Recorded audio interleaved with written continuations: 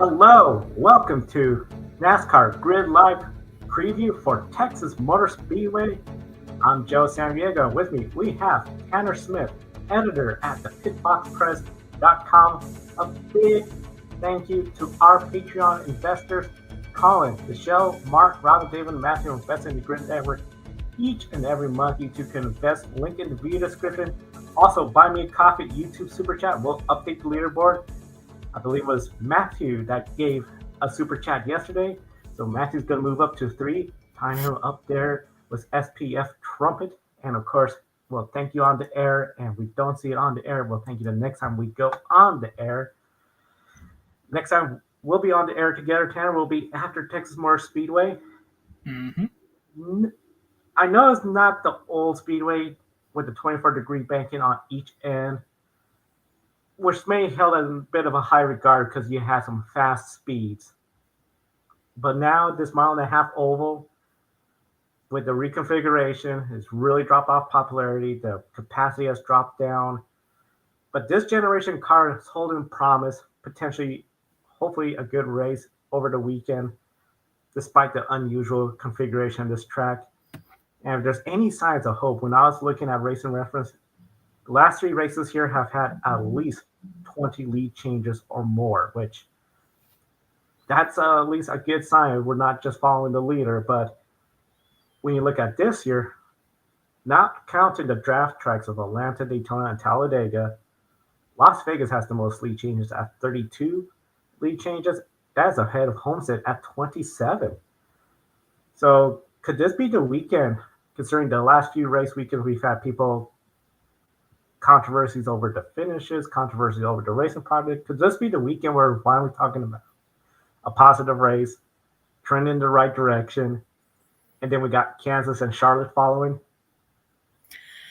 Well, Joe, with such a bright smile on your face, it's really hard to try to take you down from your high that you're on here. But unfortunately, I'm gonna have to disagree that I don't think this will be the start of great racing going forward. While I would love to believe that, I just don't think with how Texas Motor Speedway is currently laid out and the staining on the track from the PJ1 application of years ago that still hasn't been cleaned up. I just don't think that we're going to see anything different here than we saw at Darlington a few weeks ago. And that simply boils down to the fact that we have a car that follows very poorly in dirty air, and we are going to what is essentially at most a groove and a half to 2 groove track.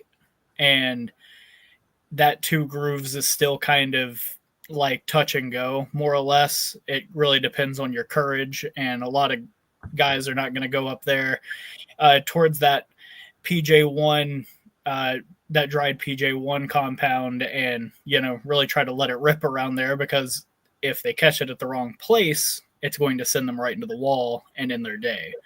So while I would love to say that this intermediate flurry that we're about to experience with the All-Star race wedged in between at North Wilkesboro, I just really don't think that Texas is going to put on the racing product that most fans are really looking for. And we're going to see, I would assume, our fifth straight race of a really bad good race poll and Jeff Gluck's poll. So that's kind of where I stand on it. But again, as I always say on things like this, I would love to be wrong. I feel Texas Motor Speedway, just the reputation it has, where it's not exactly seen as one of the fan favorites, the controversy. I almost feel in a way it could be just sort of that low bar where if we get a decent race, maybe it could be seen as, hey, we got some good race, and it wasn't. I will say this, it's not 500 miles. I think that was just too long. 500 miles at this racetrack is just, I think it's overkill now. And Brutal. I think it makes it where you got just short enough of a race where there's still some strategy, but we don't have such a long run of an additional 100 miles.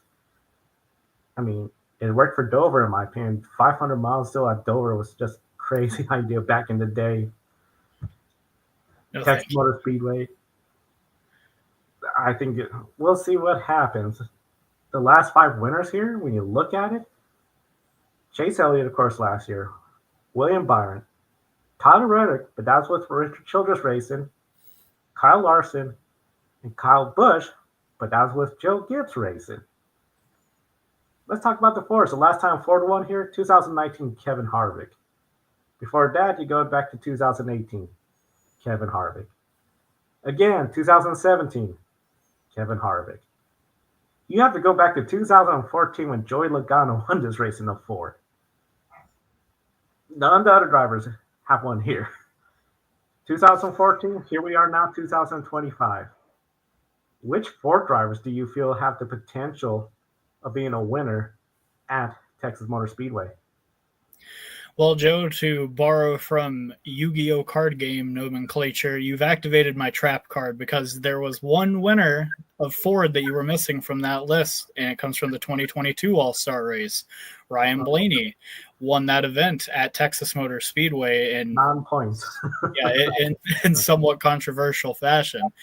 Before that, and before Harvick's 3-year reign over the fall race at that facility, Brad Keselowski notoriously led 380 laps at Texas in 2015 in the fall before Jimmy Johnson passed him with 4 laps to go to spoil that dominating effort. So it's not like the Fords have been slow here in the past, and it's not like they don't have race-winning speed.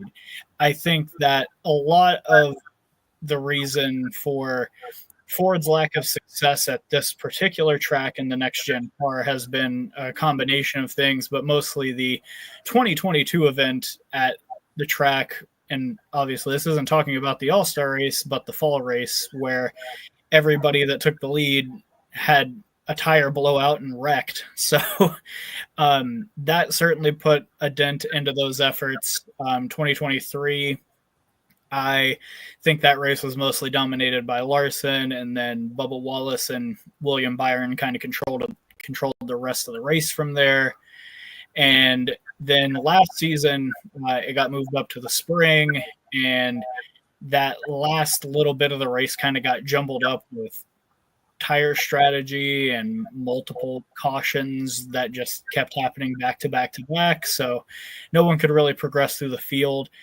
I think that if this race plays out a little bit more naturally, you'll see someone like Chris Buescher, who, again, Texas native from Prosper, shout out to Rick Allen, and Ryan Blaney in particular will be drivers to really look out for out of the Ford camp. But I also wouldn't rule Logano out. He has obviously shown some pretty solid strength at this track every now and again, and it's a track that kind of suits his driving style. So Buescher, Blaney, and Logano would be the 3 to watch if it were my money to be placing a bet on. I feel like I gotta say the same thing as well too. I'm really curious about Barry. I feel like just how Las Vegas worked out for him. He's just had a string of just poor finishes where it just seems like that team does not have any luck. I don't know what's going on. Just wrong place, wrong time. Used all their luck to win. Used all the luck at Las Vegas of all places. So they cashed out. Because I know with Austin Cindric getting that win, Josh Berry's way low in the points. Overall, last weekend, I mean, he was up there, didn't pan out. Last weekend for Joey Logano, well, that was really bad. I mean, we had just finished going off the air, talking about what's going on. Could there be a double DQ? And sure enough, that's what we got. We weren't even off the air for 90 seconds. That's the worst part. We could have reported it live had it come out literally 2 minutes before, but unfortunately that just wasn't how it broke. Next time we'll have longer shining moments, so get that. If it was bad for Logano, I felt it had to just be dreadful for RFK. Keselowski crashed out on lap 43. He was done for. Following a restart, Chris Buescher crashed out when Christopher Bell got into him. Then looked like there was a bright spot. Ryan Preece. Finally, after all the super speedway bad luck, he gets second place. Still bummed, but he got second place. Then he gets disqualified. That dropped Ryan Preece from 14th in the points down to 19th in the points. 14 points out of the playoffs. Brad Keselowski is 32nd in the points. Do you anticipate Texas Motor Speedway, as you mentioned that one time, Brad Keselowski was almost unbeatable? Do you anticipate RFK with Buescher, Keselowski, and Preece to have a strong, solid day at Texas? Believe it or not, I do.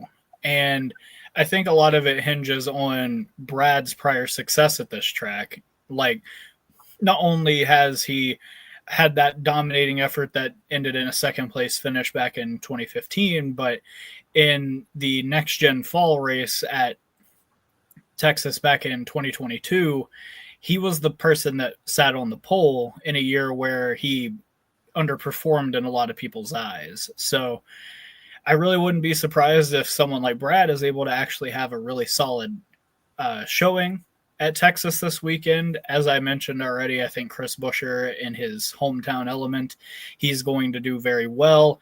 And he's definitely had some speed here in the past. And I think that now that he and Scott Graves have really started to gel and put some results together, obviously last week notwithstanding, I think that they'll be able to have a really good strategy coming into the race and produce a really strong car that's capable of competing. But Ryan Preece is the wild card for me. I think that he's definitely shown a lot of speed. As you mentioned, Josh Berry at Las Vegas, well, Ryan Preece was in third and pushed him on that final restart, as he so eloquently pointed out in his 12 questions this week with Jeff Gluck. So I think that if any of those three are in the top 5 to top 10 towards the end of the race, I really wouldn't be surprised if they're able to maneuver their way up and contend for the win. But their biggest problem has been unloading with speed, and that's kind of been something they've struggled with, in my opinion, since Brad Keselowski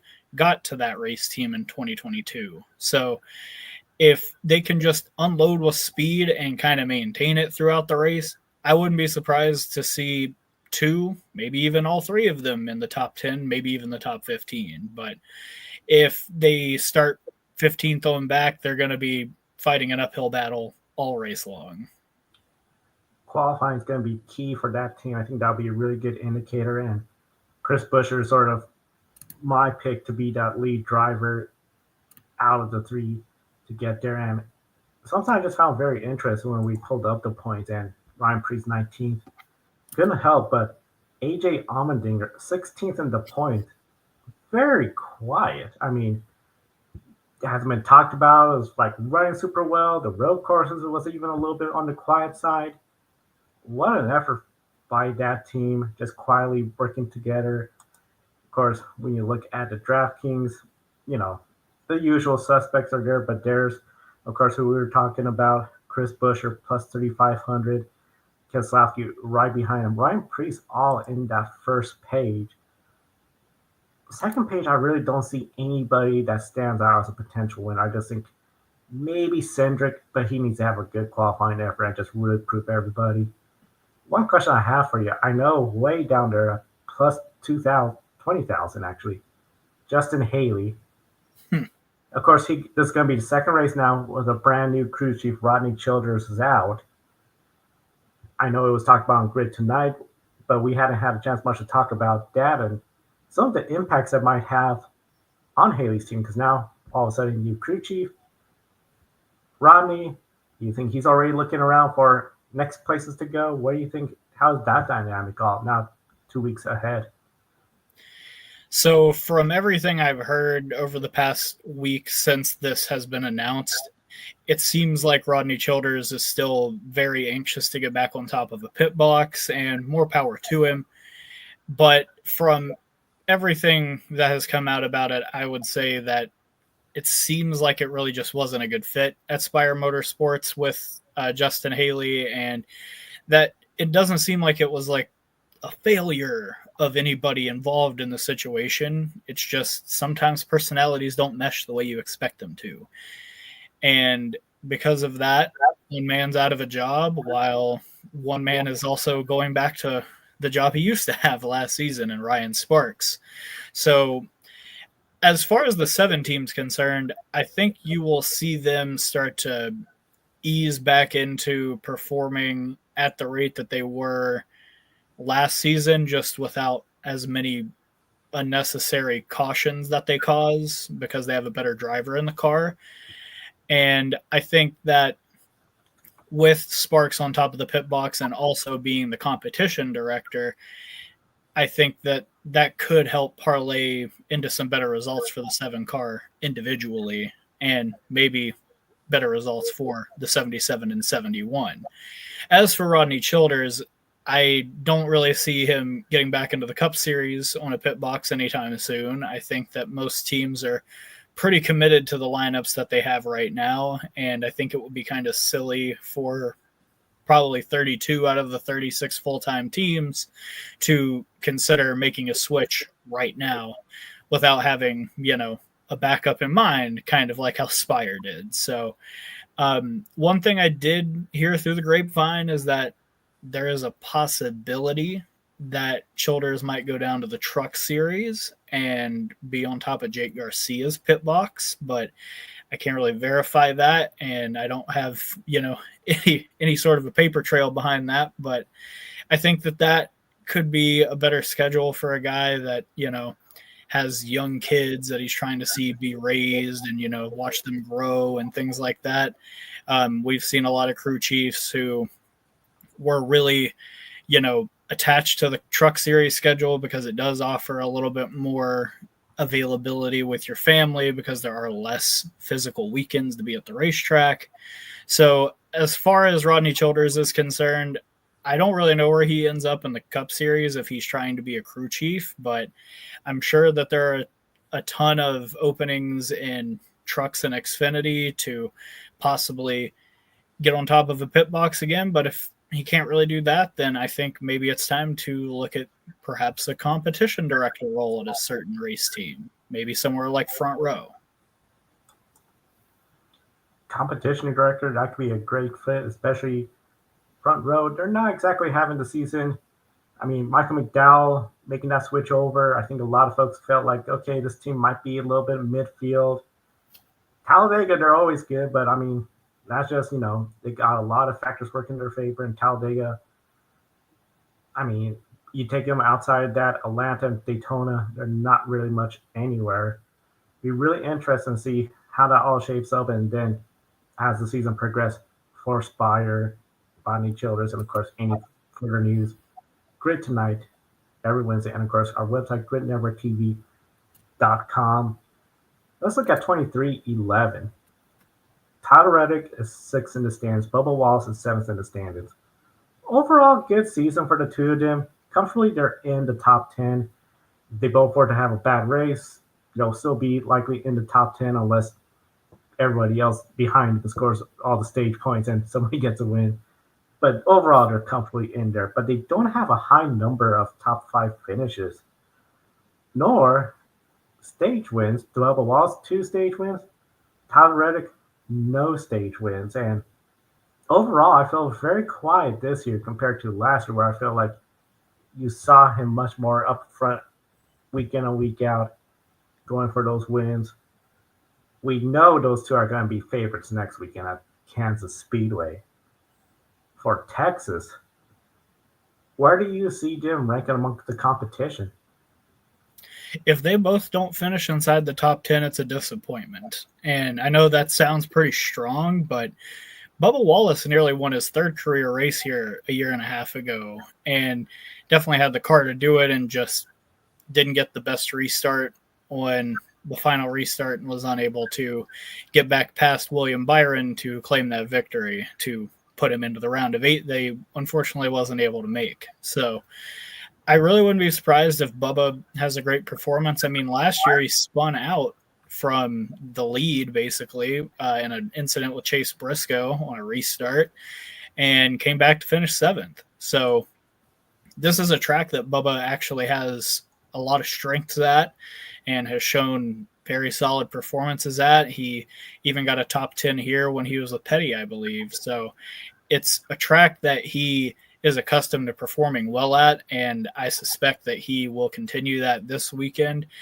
Tyler Reddick, obviously, as you pointed out, won here in 2022 in the fall with RCR, and even after that, he's shown speed here in the past. He's just been unable to kind of translate it into results for 2311. So if he can just finish a race here, he probably has a better chance of winning. And he's definitely shown speed when he's been there with a Toyota. It's just that he, again, just hasn't been able to parlay that into a result. So I think that this could be a very big weekend for 2311 if they can, keep their cars underneath them, basically. Riley Herbst, on the other hand, I have no clue. I'm not even going to comment. I have no clue what's going to happen with that car this weekend or any given weekend. Rookies, it's a struggle to being a rookie. Speaking about rookies and struggles in the chat room, Ben, SVG having the same odds as Cody Ware and Chad Finchman is wild. Yeah, I suppose it makes sense. Shane Van Gisbergen, the bottom of the DraftKings board is just wow. But when you look at the results, it's like, well, his results have not been that great. And then John, who should I pick for my NASCAR fantasy team and garage pick? Oh man.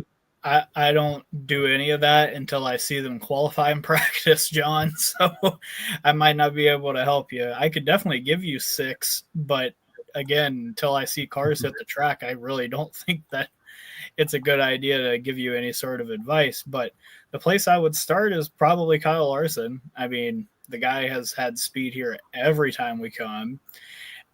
William Byron has, put in some strong performances here, won in 2023. Reddick, a previous winner here. Hamlin has a ton of wins here. Ryan Blaney won the All-Star race 1 year. Christopher Bell has been strong here. Like, any of those 6, you really can't go wrong with. But if you're looking for some more bargain picks, I would definitely look at someone like Bubba Wallace, Chase Briscoe, Ross Chastain normally has some solid results here. Alex Bowman might be looking for a little bit of revenge after this track put him out of commission for a month and a half back in 2022. So, there are a lot of drivers in this field that stand to have a good chance. I didn't even remember that Jesse Love was going to be in this race, but good for him.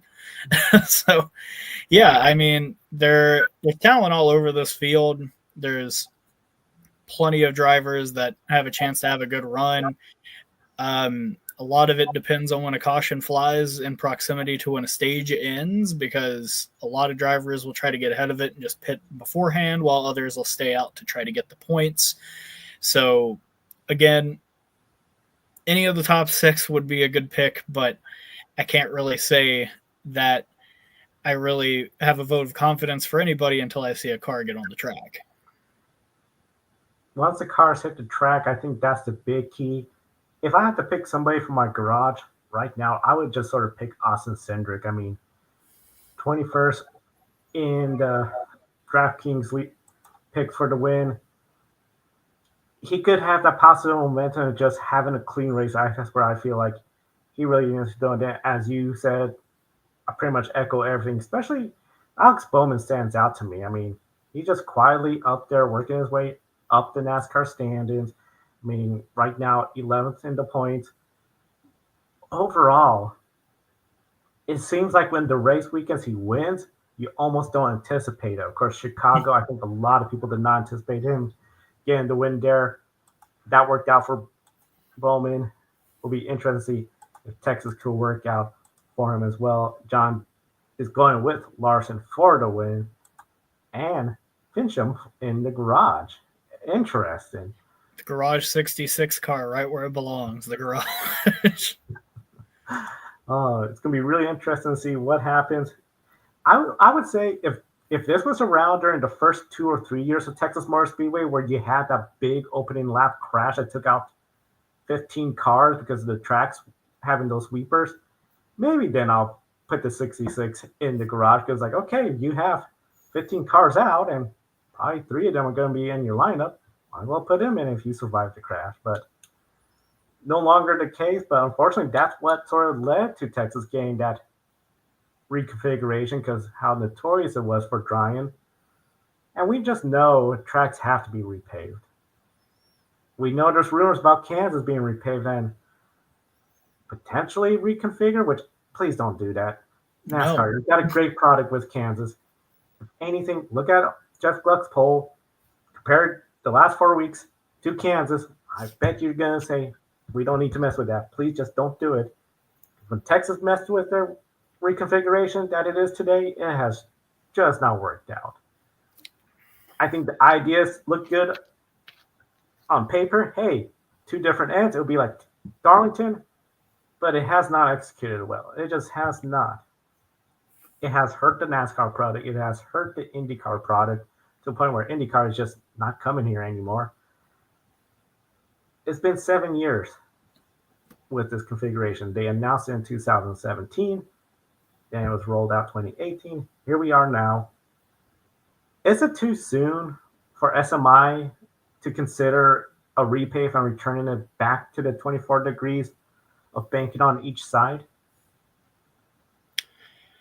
That depends on what you mean, because if we're talking about financially, it probably makes no sense to do that. But if we're talking about making the racing product palatable, then forget profit. let's put money back into the track and make it good again, because what we currently have is just god awful. And it brings me no joy in saying that, because I used to be somebody that looked forward to Texas races.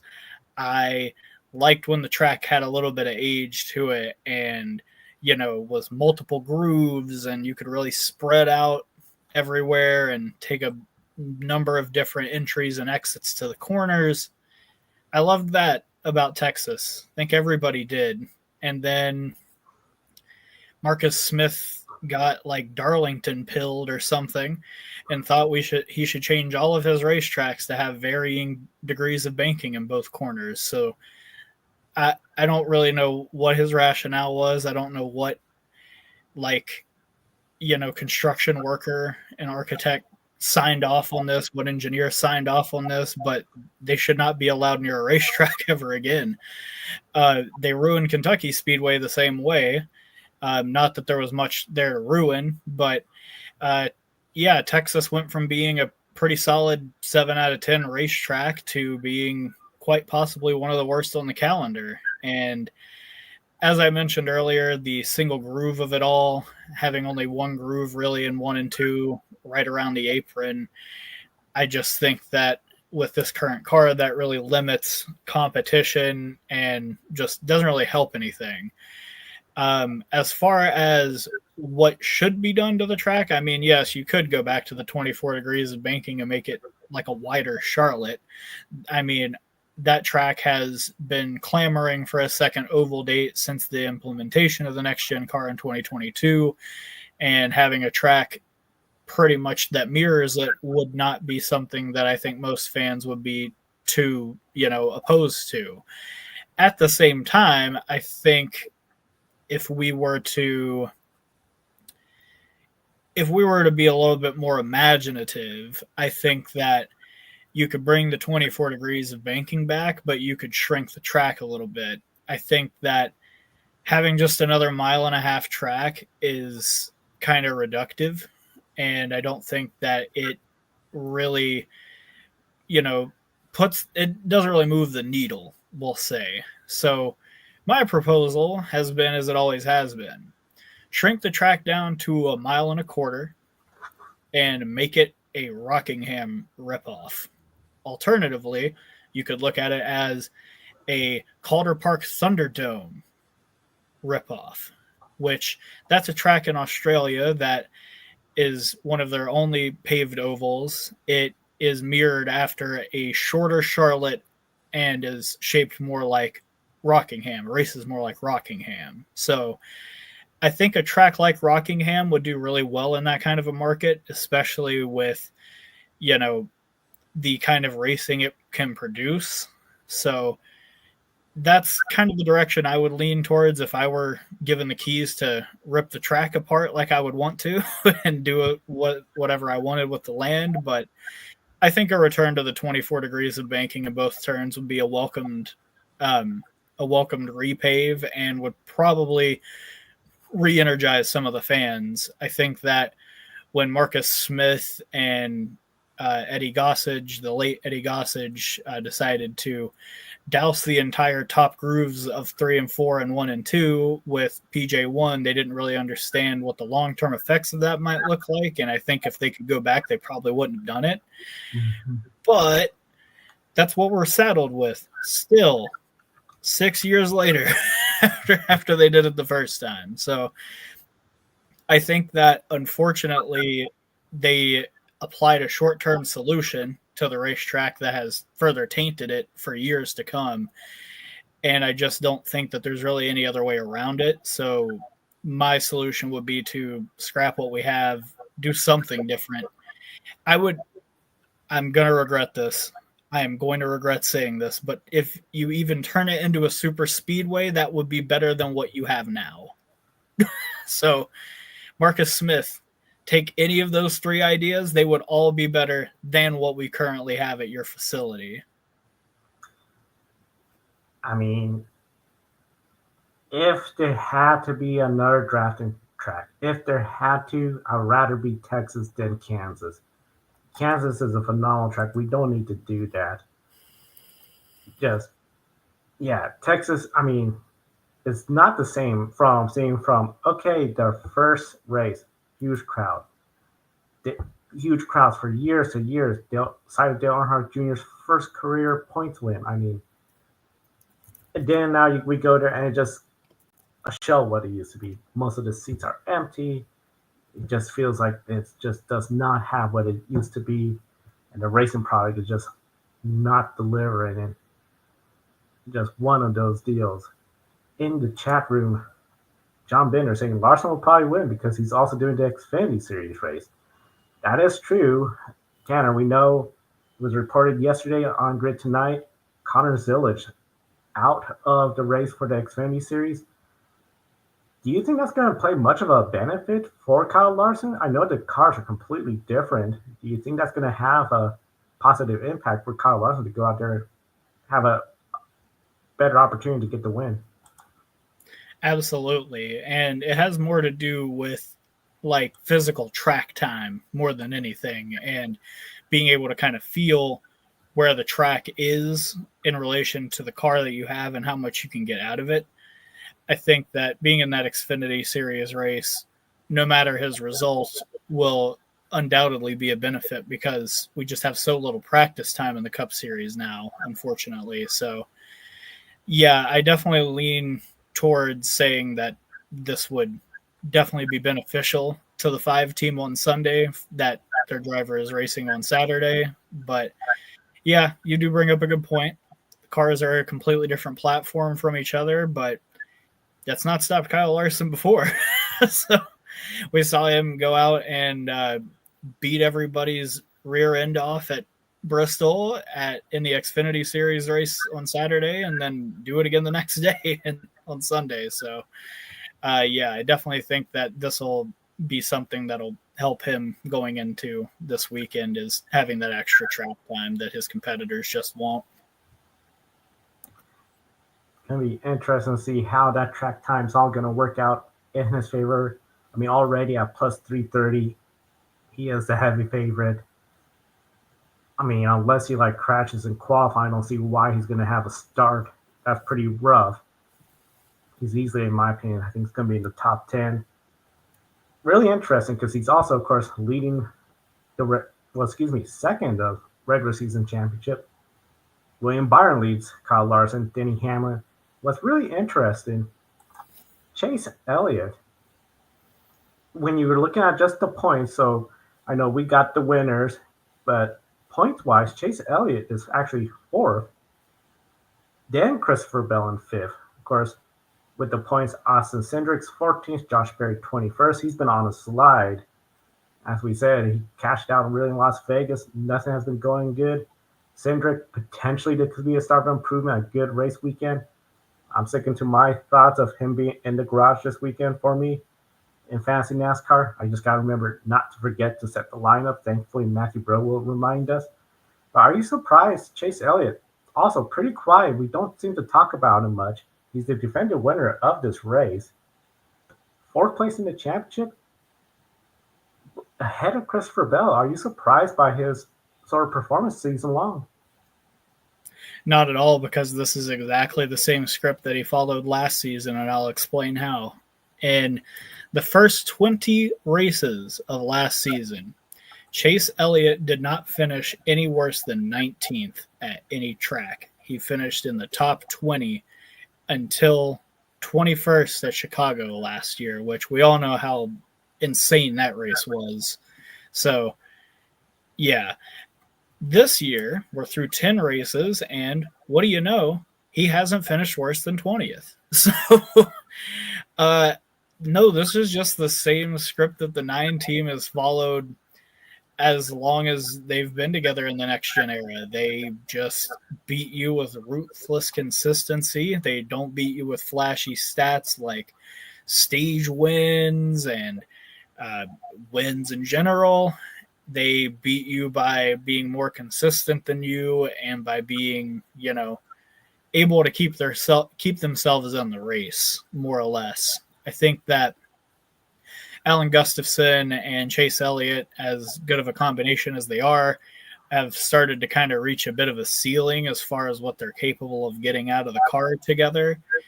And I feel like if Chase can't become a multi-time winner this year, you've definitely got to start looking at your personnel at Hendrick Motorsports and looking to perhaps shake things up and move on.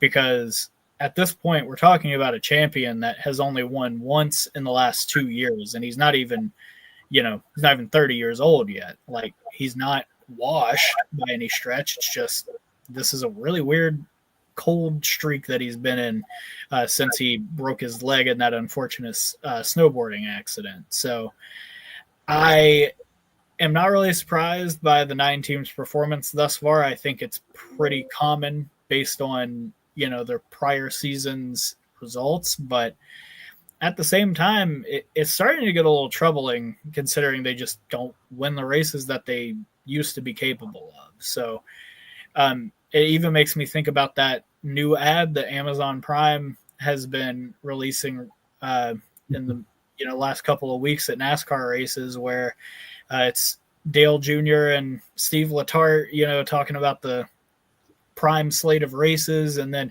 Chase Elliott's like, did somebody say a road course? And it's like, dude, you haven't even won on a road course in the next gen era. What are you talking about?